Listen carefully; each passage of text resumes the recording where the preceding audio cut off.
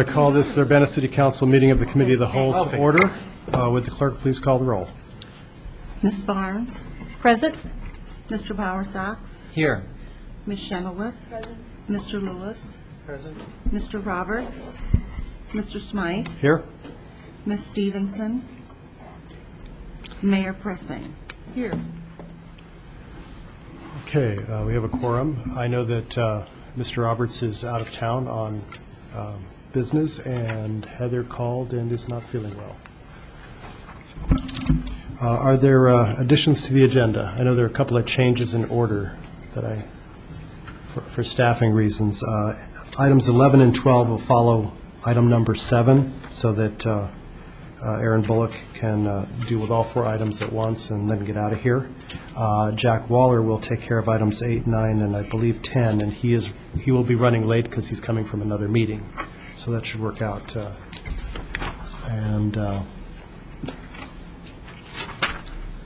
Other items?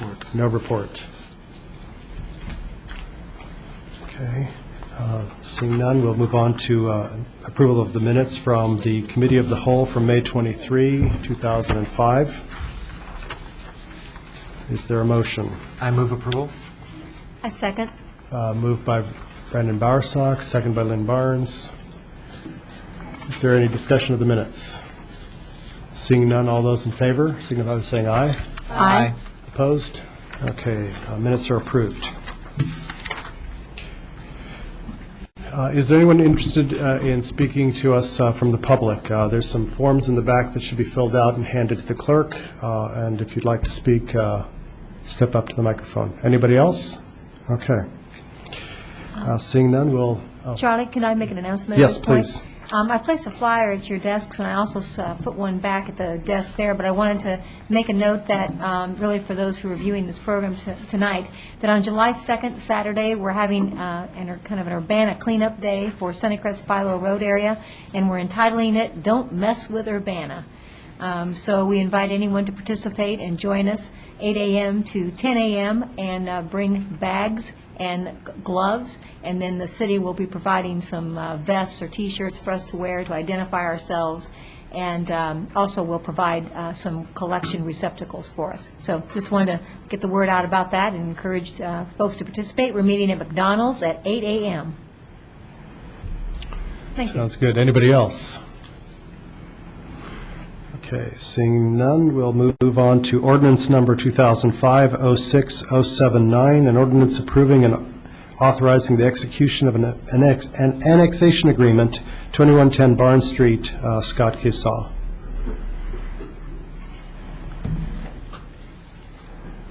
I wanted to take this moment to introduce our new planner one, Matt Wempe, and Matt will be providing the staff report this evening, and you'll probably be seeing a lot of Matt and Paul as well as we bring planning cases forward to council.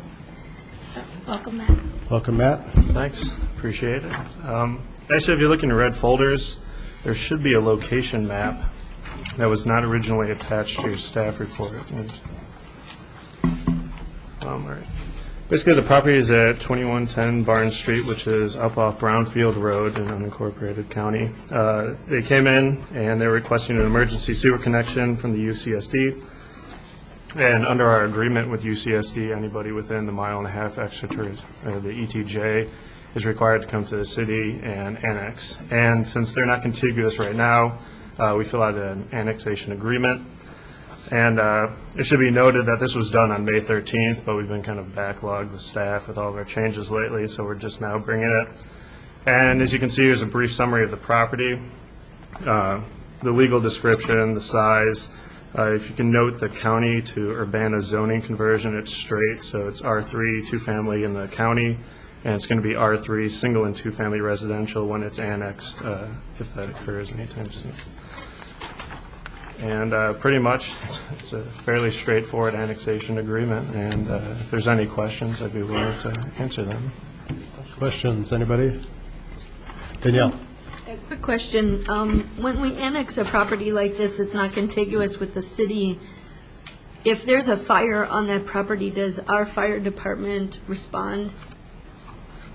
This is not getting annexed. Yeah, this is just an agreement to annex, so Fire Protection District should still offer the services. Oh, I thought this was an annexation agreement.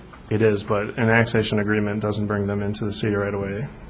It's just saying that when they become contiguous, then we can bring them in through executing an annexation petition. Got it. Okay, thank you. Any other questions? Lynn? I just noticed on the first cover of the memorandum that the annex agreement was signed on May 13, 2004, but are we thinking 2005? 2005. Okay, because I didn't think it took us that long. No, we're not that bad. Okay. Anything else? Motion to send this to council would be in order. I so move. Okay. Does somebody want to change their second here? I'll be second. Okay, moved by Robert Lewis and seconded by Lynn Barnes to send this to council. I assume that's for approval? Yes. Move to approve. Okay. Any further discussion? All those in favor, signify by saying aye. Aye. Motion carries. It's off to council. Okay, next item is ordinance number 2005-06-080, an ordinance approving and authorizing the execution of an Urbana Home Consortium subrecipient agreement, Center for Women in Transition, capital project number 0405-09.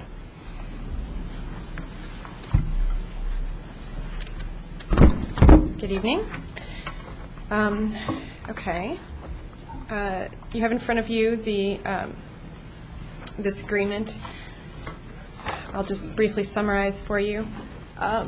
This agreement with the Center for Women in Transition was something that derived from the previous council, indicating that a reallocation of home funds that had not been utilized would be appropriate for a particular situation that came up with the Center for Women in Transition. The situation was a gap in funding, one that was addressed by this council through the SYNC fund allocation for the other two agencies that were affected by that gap in funding. We were able to, instead of using SYNC funds or some other source of funds, we were able to utilize home allocation because the Center for Women in Transition is currently engaged in a capital project, so bricks and mortar expense is an eligible home expense. This allowed the CWIT to free up some of its other funds for operational expenses. The agreement attached is a basic standard home agreement, one that we execute a number of each year. The agreement, again, indicates that this is a home eligible expense, and this activity is something that is consistent with our consolidated plan. On May 31st, the Community Development Commission unanimously recommended to bring this to you for approval. I think that covers just about everything for this agreement, so if you have any questions, I'd be happy to answer those. Questions? I have a motion. Please. I move approval of ordinance 2005-06080, an ordinance approving and authorizing the execution of Urbana Home Consortium subrecipient agreement. This refers to Center for Women in Transition capital project number 0405-09. Second. Okay, moved by Danielle, seconded by Lynn. Is there any further discussion?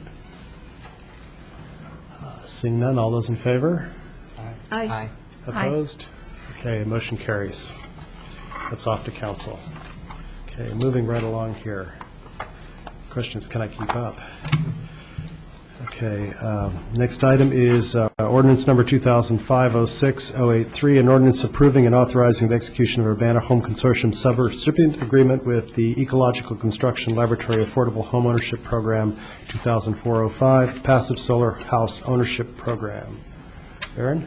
Okay. Once again, this is a home agreement. The previous council approved an application submitted by Ecological Construction Laboratory, also known as Ecolab, for program year 0405.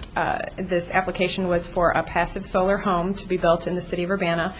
There have been some delays in executing the agreement following the approval of their application due to Ecolab's pursuing a 501c3 status. There was some holdup in that procedure, and but now they have received that status and they fulfill all the criteria. They have been working really hard on getting all of the components in place, so they're now ready to move forward. Again, this is a standard home agreement. In addition to this agreement, because it is a home ownership agreement, there are some attachments, including the mortgage and note that will secure the affordability period for this unit. Also, a standard agreement that we use very often. This, again, is consistent with home eligible expenses and with our consolidated plan. This was viewed by CDC at their May 31st meeting. There was a discussion where the financials of this particular proposal were scrutinized. Actually, it was a very good discussion. The CDC is cautiously optimistic. They very much support this program and this model. Their concerns about the financial aspects were alleviated by a member of Ecolab that was here to answer questions. They would like us they encouraged us to monitor this program very closely. They'd like to see this as a model for our community and for the nation as a whole, if this is a particularly successful model. And all in all, they recommended this for your approval. Any questions? Danielle. I'm extremely excited about this project because I too think that it'll really set the stage for our building of affordable houses. In fact, it doesn't make any sense that we build affordable houses where the utility costs on the houses aren't affordable. So with that said, I have a couple of questions. Is the project on schedule with this schedule that's attached? And if it's been altered, do you have any update in terms of, say, when they would start doing site preparation, which is about where they should be at now in the process? The site has been identified. They will be building at 1005 Fairview. I always reverse Fairview and Fairlawn. It's Fairview. And let's see, by this schedule that they had site preparation and slab. They had it in June of '05. Okay. The last time I spoke to them, they had a June 21st proposed groundbreaking date. There may be a slight delay to that, but I anticipate them being within about a month of their initial groundbreaking schedule. That's excellent. Second question, do you know if they've selected a family yet for? Actually, they have not definitively identified a family. They're working with a number of families and lenders, and that's another process that we've been coordinating with them. We're hooking them up with other organizations such as PACE's Home Ownership Coalition to identify an eligible household. Okay. And then my final question is, I saw the change to that CDC recommended to make it the maximum price shall not exceed $145,374, which is 80% of median family income. Is that something, what was Ecolab's response to that change? Is that something that they feel they'll be able to a target they'll be able to hit with this project? Yes, that was not a constraint that they were concerned with at all. To give you a little background on that, the 95% of median purchase price for the metropolitan area figure is a HUD regulation that is imposed upon us. So that is the standard language that we have in all of our agreements. We identify that it's 95%. We identify what that figure is for the year that the agreement is put into place. In this particular situation, the concern was, is that truly affordable? When you take that construction cost and reduce it by the amount of subsidies and find out what that end mortgage is going to be, is that truly affordable for our community? And the feeling of CDC was that no, in fact, it was not, and that we needed to be more specific about what we wanted construction costs to be, within what constraints we wanted those construction costs. So this was a figure that was agreed upon by everyone. This does not have any impact as far as home regulations. We are always free to be more restrictive than they are, so there's no violation there. And again, to answer the question you originally asked, no, Ecolab does not have a problem with this. Okay, and so just a follow-up question, we don't know what the purchase price will be, but it'll be this number or less. Is that correct? Oh, it will be considerably less than this.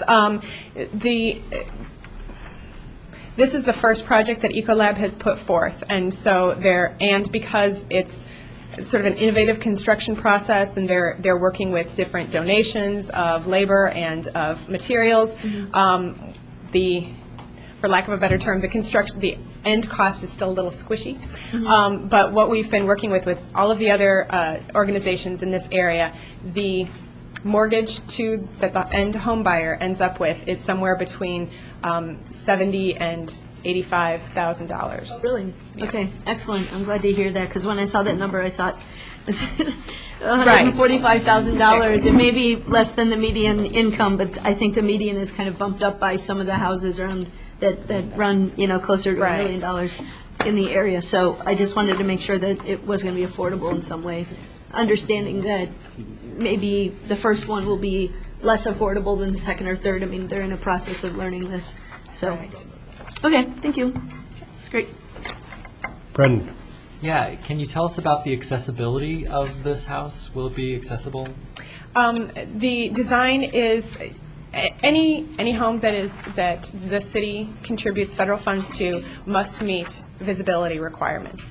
It exceeds visibility requirements. It is not fully accessible. Right now, I believe originally they wanted both a half bath and a full bath to be fully accessible. Visitability dictates that there be at least a half bath on the main floor that's accessible. And right now, depending on design constraints, they're trying to work out which way they're going to go, if they're going to be able to have the full bath fully accessible or not. Okay. Yeah, I would definitely encourage accessibility, and affordability to come in the same package. So I hope that they can accommodate, more bathrooms on the first floor to be accessible. I just wanted to thank you, too, for passing along this message in your memo that the CD Commission has supported the project so much, and thank them for their work. It's really great that they're following it so closely. So thanks for staff and CD's special work on this. Any other questions? No, I'll just move to. A motion would be in order.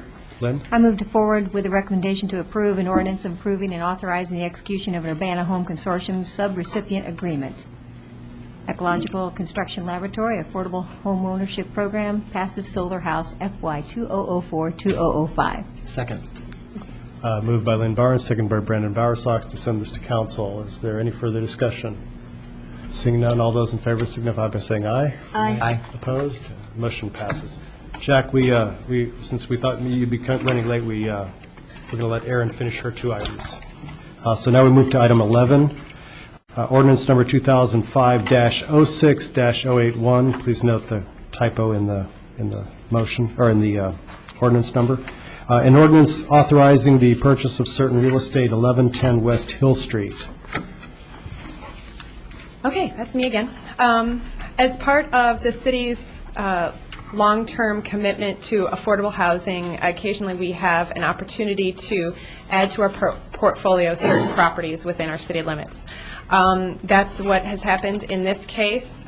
We were made aware of two properties that the Champaign County Public Administrator is overseeing. We were approached to see if we would be interested in purchasing these properties to add to our portfolio. These properties were appraised, and the appraisal review has been completed. Also, the appropriate city staff went to these two properties for a physical examination. I'll elaborate on that in just a minute.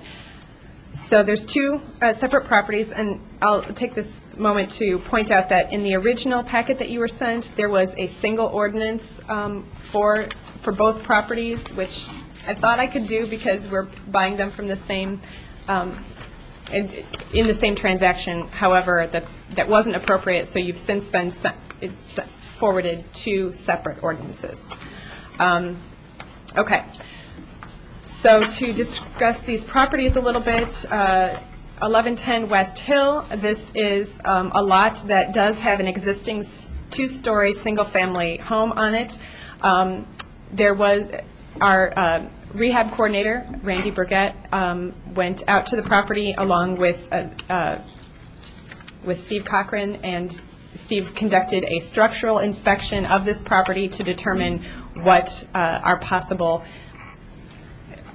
uses of this particular property were. It was determined that it is structurally sound as far as the basement and the framing.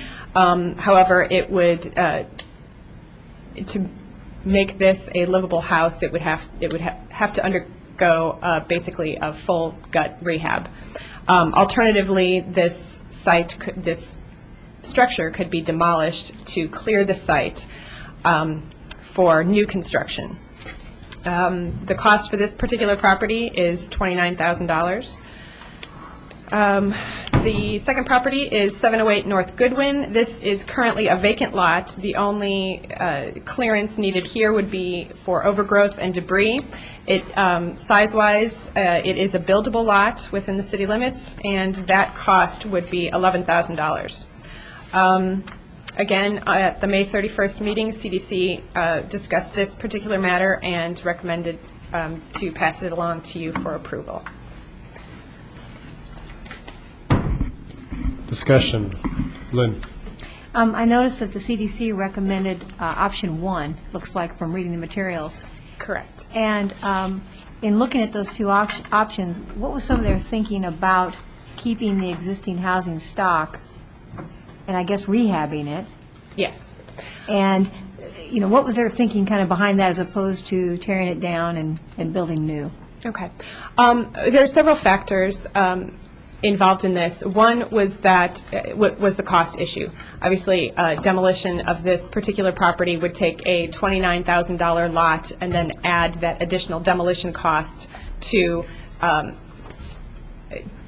basically the cost of a vacant lot, which would then have to undergo new construction.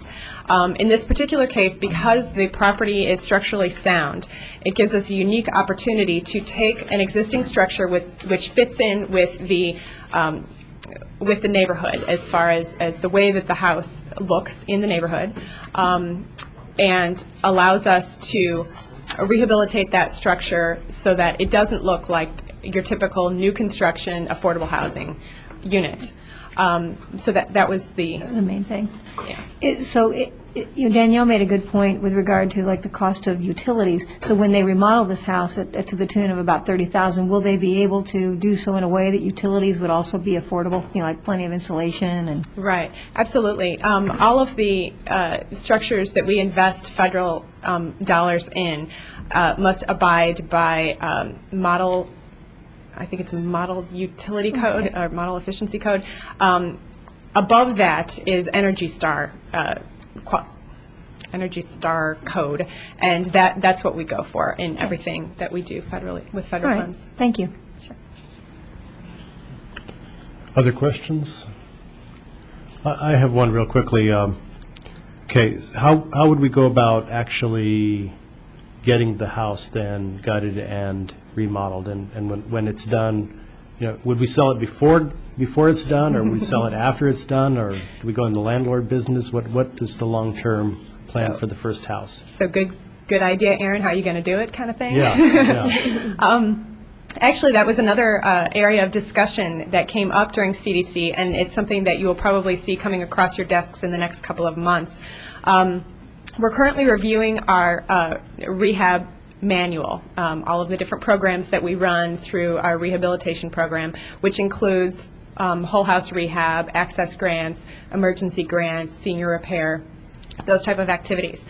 Up until now, we have not had the opportunity, although we've certainly had plenty of cases where it would have been helpful to undertake an activity such as this, where we have a structure that is not occupied, that nobody's living in at the time of these rehabs. It makes it a lot easier to address things such as lead-based paint, other types of activities. So what the proposal is, the program that we're looking into developing would be either a partnership with one of the nonprofit organizations that we already work with, or perhaps something that was bid out to for-profit contractors and overseen by a member of the grants department, where this type of structure would be purchased, rehabilitated, and then resold after full rehab to an income-eligible household.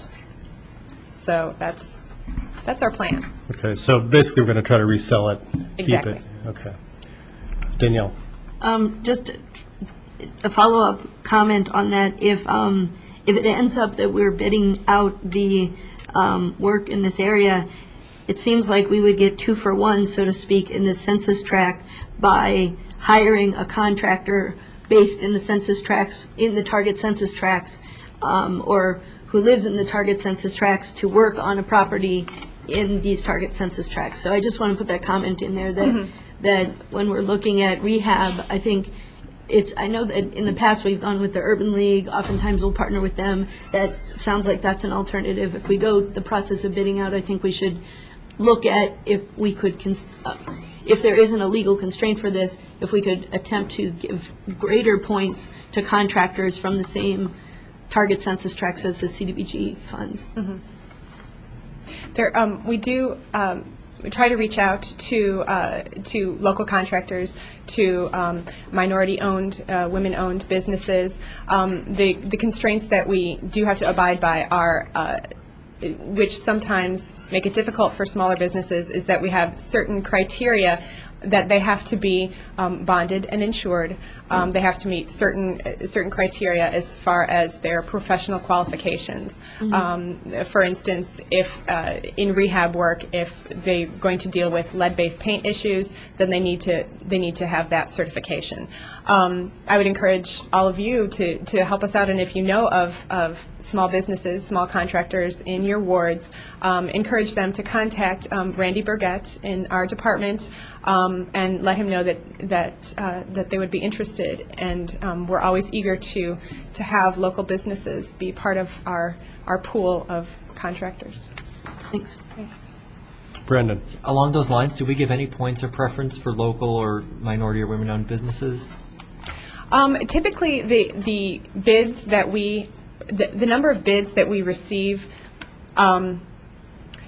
it hasn't been so competitive that we have gotten as specific as ward. Typically, we work with contractors that are in the Champaign-Urbana area, occasionally Rantoul, sometimes a little farther if we're looking for a specific certification. But other than that, there's no extra points. Any other questions? Motion would be in order. I would move approval of an ordinance authorizing the purchase of certain real estate at 1110 West Hill, along with the direction to staff to take option 1 by reviewing policies and procedures to establish a way to purchase, rehab, and resale to keep existing housing stock affordable. There's a motion. Is there a second? Second. Second by Lynn. And any other discussion? All those in favor signify by saying aye. Aye. Okay, this motion goes to council. And one more. Item number 12 is an ordinance number 2005-06082, an ordinance authorizing the purchase of certain real estate, 708 North Goodwin Avenue. So moved. Second. Moved by Danielle, seconded by Lynn. I Is there move to discussion? council with recommendation for approval. Excuse me, that's clarification. Is there any discussion on this? I have a quick question. Okay, so we might have a vacant lot. Do we have somebody itching to build something here? We do have a number of nonprofit organizations that we've worked with, that we're currently working with or have worked with in the past, as far as donating a lot once they have a plan, house plan, and an identified home buyer. And so that would be how we would proceed on this one. How quickly do you think construction might start on something like this? Is there something sort of on the back burner right now, waiting for a lot, or it's going to take 6 current- months? Currently, we have an agreement with Homestead Corporation where they will be building 2 properties within Urbana city limits. I believe one of those properties has already been identified. The second, to my knowledge, is going to be on a lot that is currently owned by the city, is currently within the portfolio that we have. So as far as somebody waiting for this particular purchase, we don't have anybody at this time. We always have inquiries and programs that we would like to implement if we can find somebody that can get all the pieces into place at the same time. Any other discussion? All those in favor signify by saying aye. Aye. Opposed? Okay, this motion goes to council. Okay.